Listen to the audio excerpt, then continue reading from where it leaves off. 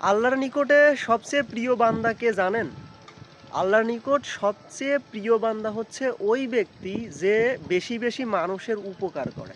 বিসমিল্লাহির রহমানির রহিম। মান ইউসরফ আনহু ইয়াউমা ইজিন ফাকাদ রাহিমাহু ওয়া যালিকাল ফাওজুল মুবিন।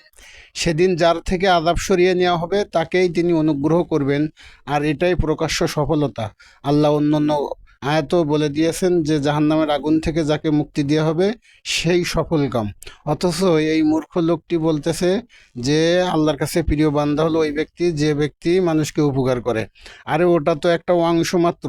আল্লাহর কাছে প্রিয় বান্দা হইতে গেলে আল্লাহর বিধিনিষেধ মানার নামই আল্লাহর প্রিয় বান্দা। কিন্তু এই মূর্খ সেটা বোঝে নাই। অথচ এই মূর্খের চেয়ে খ্রিস্টানরাও কিন্তু বেশি উপকার করে। তারা আল্লাহর প্রিয় বান্দা নয়।